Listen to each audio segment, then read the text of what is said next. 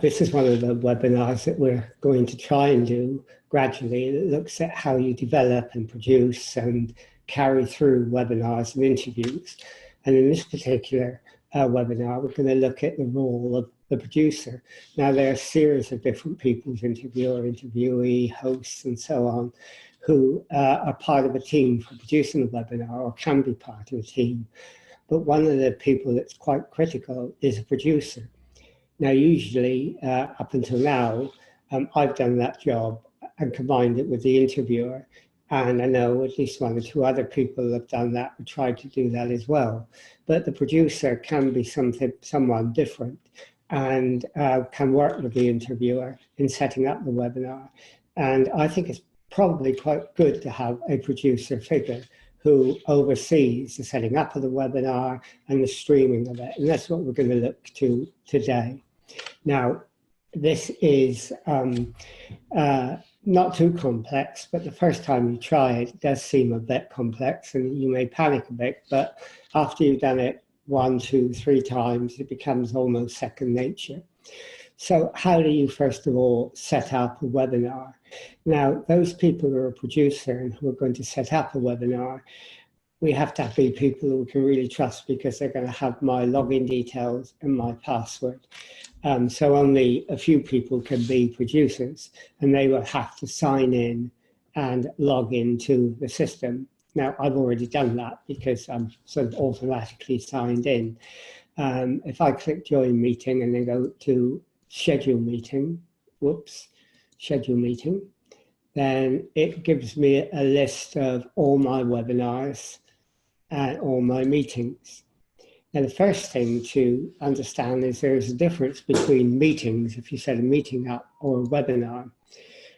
Meetings usually allow people to come on to the platform with their video straight away. And we often use that like we do when we try and get together and discuss our webinar development, or we want people, a few people, 6, 7, 8 people on screen, on video, to talk over in a deliberative way a topic. But if you're doing a presentation webinar with maybe PowerPoint presentation, or like we often do interviews, and you want to stream it to Facebook, you have to set it up as a webinar and not a meeting. On the meeting system, you cannot stream to Facebook. You can only do that on the webinar system. So to set up a webinar, it's quite easy, really. You click on the schedule webinar, as you see there, and then you get a form which you have to fill in to do that. So we'll call that, this is a test. If you're setting up a webinar or an interview around a particular person, you might put, and ideally you should put in a description of what the webinar is going to be on here, because when people register, they will see it. You select a template if you've got one, and we don't have any, so don't worry about that. And then you select a time to do it by going on the calendar. Clicks up and you can pick the day, you can pick the time, you can pick AM or PM. Depending on how long the webinar is going to last, you also set the time. It can be, 1 hour. The minimal time on here is 15 minutes if you wanted to do that. But you set whatever you have agreed to as being the webinar. Time zone is automatically set up as GMT. If the recurring webinar is happening frequently every week, you can set it up, but we've never done those, so don't worry about it. We do ask people to register because when people join and register, we capture their emails. That's important. You then click on host and panelists for their video to be both on, which means that when they come on, they automatically come on the video. You don't have to give them permission to come on. It's already set up for both telephone and computer audio.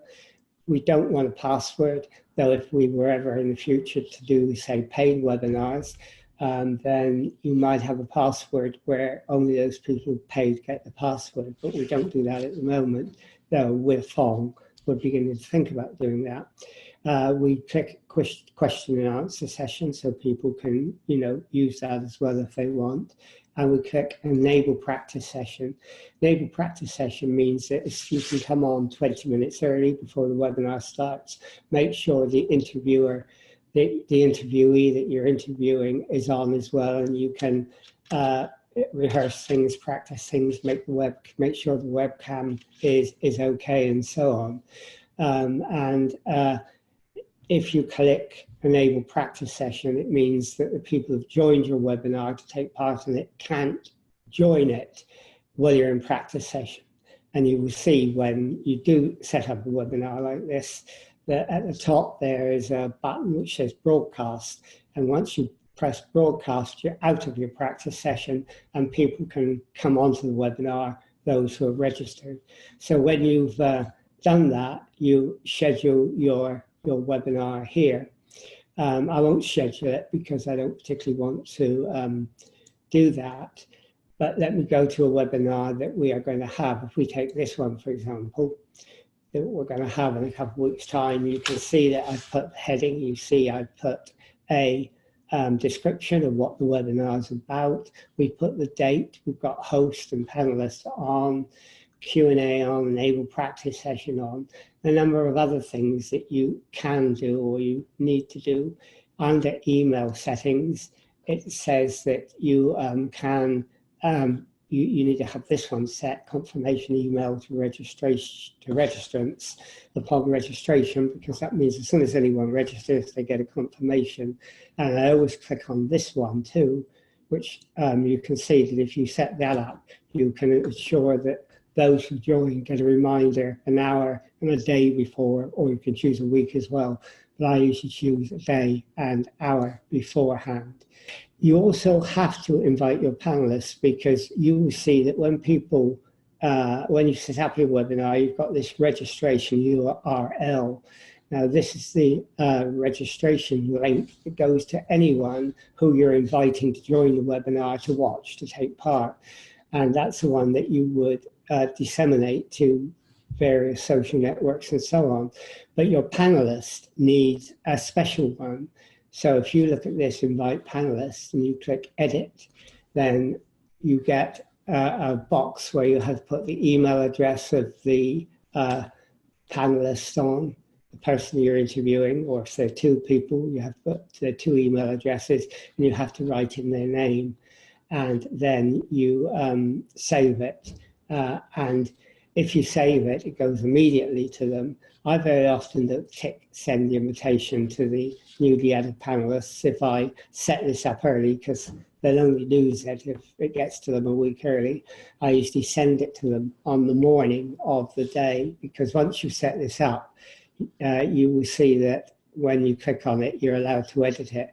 And when you edit it, there's a thing called copy, which allows you to copy a little note which gives the URL, the link, specifically to that panelist.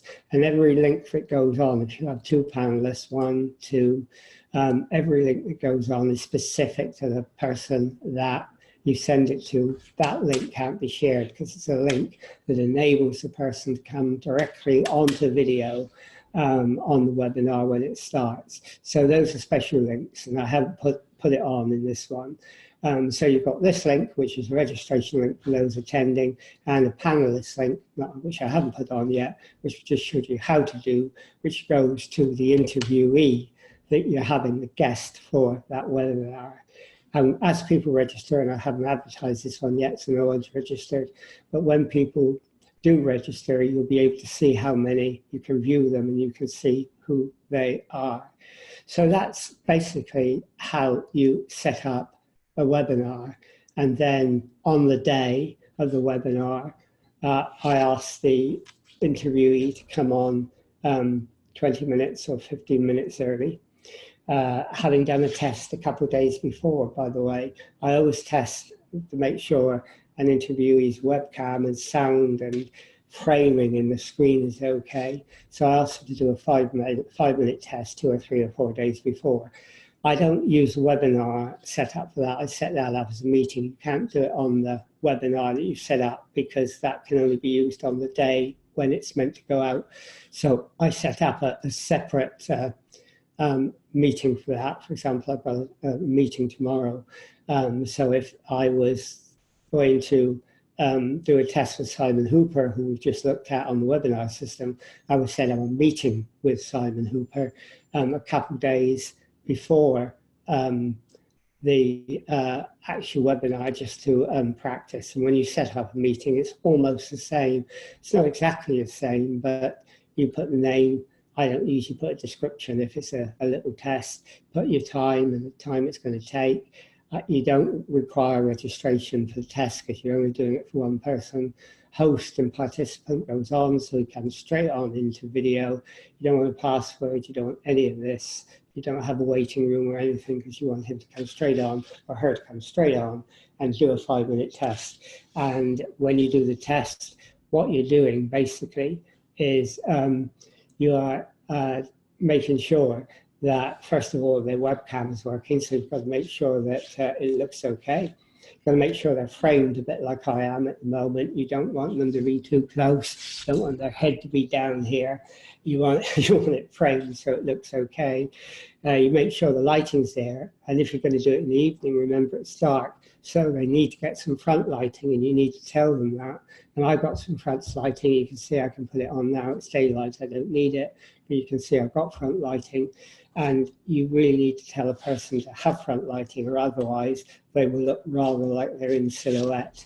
And you check their audio as well, get them to talk a bit. You want to hear their sound level.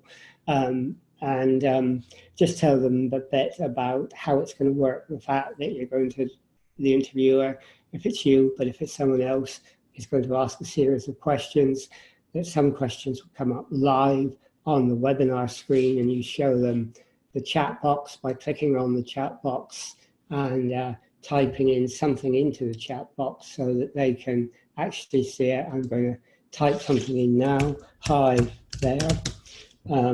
Then the chat box will come up on the screen. I hope it comes up now. Yeah, there it is. It's a bit slow, my computer today. But it's come up, and you show them that's where people will type their questions. And you also explain that we're streaming it on Facebook onto a number of groups, and some of the questions will come up under the comments of the Facebook group, and that we'll try and pick those up live and put them to the presenter. So you've got prepared questions, you've got questions that come up live, and you have questions that come up as a result of the discussion that are sort of spontaneous in a way. So you explain all that to the presenter. Obviously, if you're going to do a full, say, hour webinar with PowerPoint, you've got to show them how to share their screen.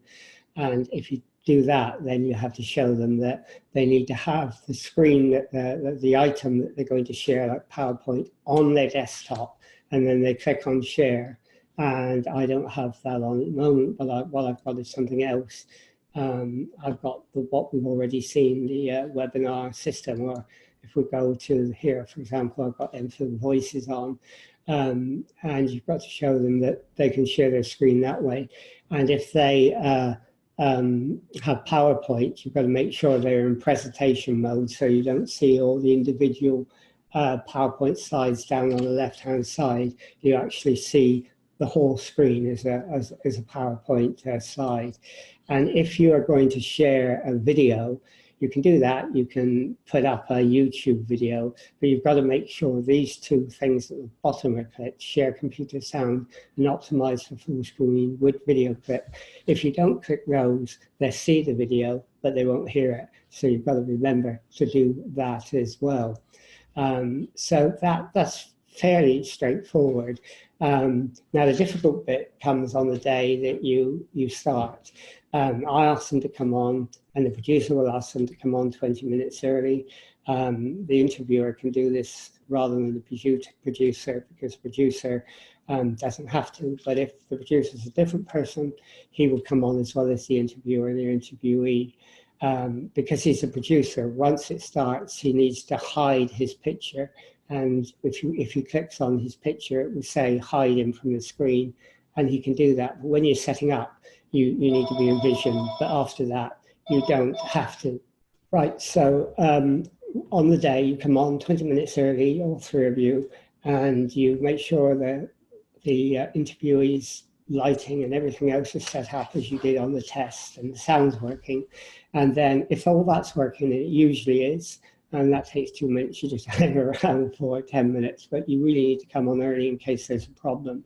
We have had problems where we've needed the full time. Most of the time we don't. And then you have to stream. Now the streaming is one where you might go into panic, and I did the first couple of times I did it, but after you've done it 2 or 3 times, it is easy. We'll look through and see how we do that now. If you go to the bottom of the screen, then where it says more, click on it, and it says you can stream live to Facebook, live to Workplace by Facebook, or live on YouTube, and we choose live to Facebook. You also have the opportunity to start recording and stop recording and pause recording. We're recording at the moment, but 2 minutes before the webinar starts, you really need to press the start recording. It will offer you the option of recording on your computer or recording in the cloud. Now, because maybe it's not you that's editing it, it may be someone else, you need to store it in the cloud, and then whoever is editing it can pick it up from the system. Whereas if it was recorded on your computer, you would have to send it to them by WeTransfer or something. That's messy. So store it in the cloud. By the way, we only have enough storage space in the system for 1 hour. I can get more, but I have to pay for it, and I don't want to. So we have 1 hour. So every time we recorded a webinar, I download the recording afterwards, or whoever edits it must download the recording, and then I delete it so that the next one can be recorded. But the recording is important, so remember to do that. It's not a huge disaster if you don't, because you can download the Facebook stream, but if you forget to do both, you're in trouble. But you should do both because it makes it easier. And you have a live to Facebook item is the one we're going to look at now. So to do that, you click live to Facebook, and I will show you what happens, I think, by sharing my screen. So I click on live to Facebook where I showed you, and it's coming up now, and you should see it. And when it comes up, you have a little box, and it asks you where you want to share it to. Click on it, and you can share it on your timeline, on a friend's timeline, in a group, in an event, and on a page you manage. Now, I always share it on the Global Net 21 page. And the reason I do that is because from that page, I can then share it to lots of groups, but I could do that if I put it anywhere. But the main advantage is on a page, you can boost your viewings. Facebook allows you to pay them £10, £20, £30, and they will go out to a cohort of people that you have customized in your boosting setup, your advertising setup. You can boost a post, and you can boost it to just women, just men, to both sexes, to an age range. You can boost it to a particular geographical area. And by boosting it, it means that it will reach more people. Facebook sends it out to people who you have targeted. And it means that some of those will then view it. And we've found with our webinars that if you boost it for £10, it increases the viewings by 50 to 90%. £5 will do it by about 40, 50%. And, if you were to pay £100, you will get a heck of a lot more. But we've only ever boosted at £10 or £20 because groups we work with, I've said to them, look, if you want to boost your viewings and you pay me £10, £20, I do it. It doesn't go to me, it goes to Facebook. So I pay, and they reimburse me. But if you want to do that, talk that over with me. So I always share to a page, because you can only boost from a page, you can't from a group.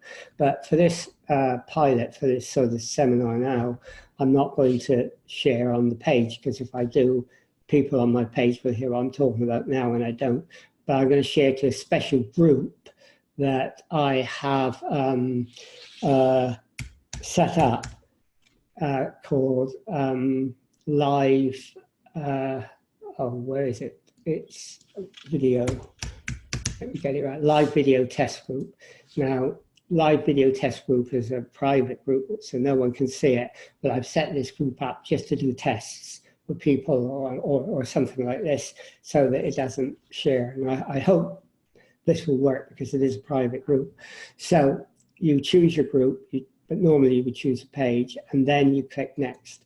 And once you click next, you should see the screen go blank as it begins to prepare to live stream. Now this process takes 20, 30 seconds for the whole thing. As you see, that goes through very quickly. You get this black screen with a circle. That's the panicky bit, because sometimes the stream fails. Very, very rarely. It's only happened twice with us. And it's got stuck at this point. And if it gets stuck at this point, you have to do it again. But in this case, it hasn't got stuck at this point. And there you've got the actual preview of the live video group. So when you're ready to go live, which you have to do a few minutes before you start your webinar, you click go live. When you click go live, you will see it does take a while again to fire up so that it does go live. So it slowly moves up, and we hope we will see it fairly soon. It's telling us that it has gone live. Right, it has gone live now. And it's gone live to the private video site, and you can see that it should be on that site. Let's see if we can find it on the Facebook group so you can see what it looks like.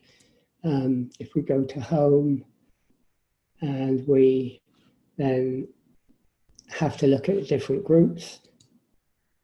Normally you do this very quickly because it will go to the GlobalNet 21 page, but in this case, you have to find the group. And when you find the group, when it comes up, the computer is a bit slow at the moment, but never mind, it is coming up now. And you should, I hope, be able to see it. Yep, here it is, coming up now. And that is the actual system. You can see that it's a little behind what I'm saying. And from here, you can share. Now, because I've set it up on a private group, I can't share it. But if I set it up on GlobalNet page, I can share it. But in order to show you how to share it, I'll go to that page. Right, so if we go to, for example, the GlobalNet 21 page, which we should come to fairly soon. There we go, we click on that, and we should be able to see one of the videos that we've done in the past. And that will take a minute to come up. Now, sharing it, you can do on your computer, but I've discovered it is much, much easier, much, much better to share it on your laptop because it's quicker. And I'll show you why when we go to one of our webinars that we did the other day. You can share things after they're recorded, but obviously we're sharing it live now. And that is the thing that we're trying to do. If you ever forget a group, you can share afterwards, but it is really nice to be able to share it, to share it live. So take this webinar, for example, we did the other day on the strength to succeed.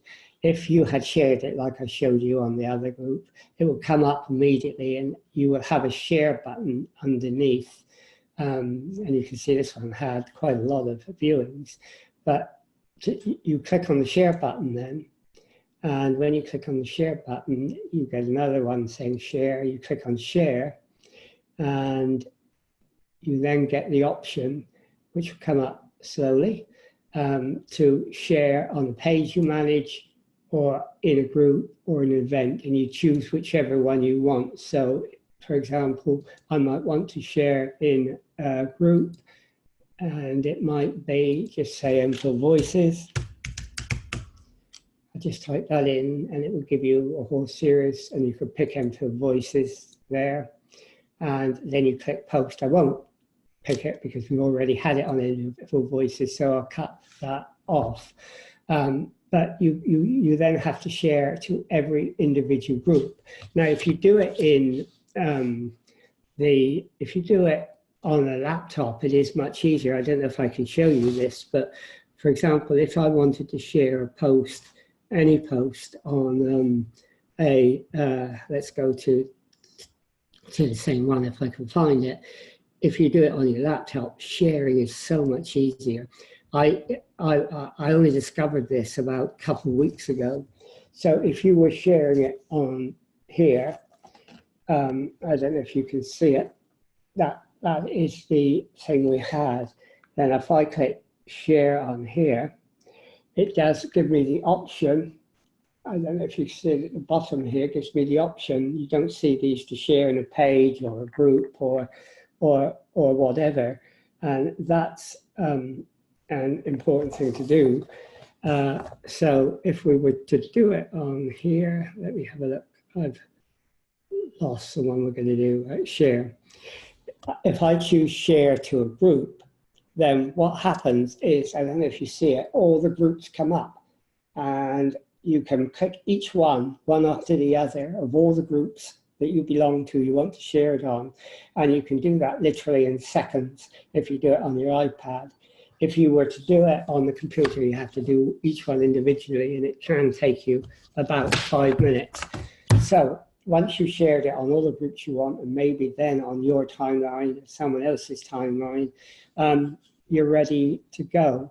Now, often I put a caption up saying this webinar is about to start in 2 minutes when we're doing all that, because as you share it, it goes live on those Facebook groups. And that then is a sort of problem, because if they hear you talking and chatting silly things, then it's sort of disconcerting. So what I do is I always say to the interviewee, we're going to go into radio silence over that period of time. And I put a caption up, which I do through sharing the screen, which says the interview with so-and-so starts at 7 a.m. or 11 a.m. in a few minutes time. You know, be patient and hold on. And then at the designated time, 11 or 7, or whatever time we choose to start the webinar, I stop sharing the screen and go straight to the interviewer. And if you're the producer, you have to go straight to the interviewer, and then they start and say, hello, I'm so-and-so, this is one of our webinars. Okay, so that basically is the producer's job. It's really setting up and learning how to stream.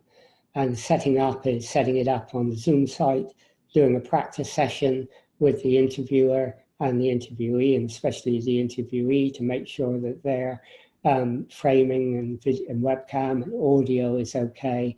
And then it's streaming it to GlobalNet 21 page, and from there sharing it to whatever groups you wish to share it with. Now, you can only share it to groups you belong to, and sometimes the interviewer may have, not the interviewer, the interviewee may have groups that they want to share it with, and you can't share it to those because you don't belong to it, so you have to show them how to share it. And most of them know how to share, because it's like sharing any post, it's like sharing any photograph. It's just click share and they can share it to their groups. And the more you share it to, the more people will watch. So it's good to try and share it to as many as possible. I think we've shared it to 14, 15, 16 at most at times. If we can ever get up to sharing it to 20 to 30, that will be really good. But obviously it takes quite a lot of time to do that. And that's why you need to be on early before you start. Anyhow, I hope I haven't made that too complicated, but that's how you do the producer's job, and I hope we can get some people who are willing to do that, because it would help us a lot. Anyhow, thank you for joining us, and we'll stop this now.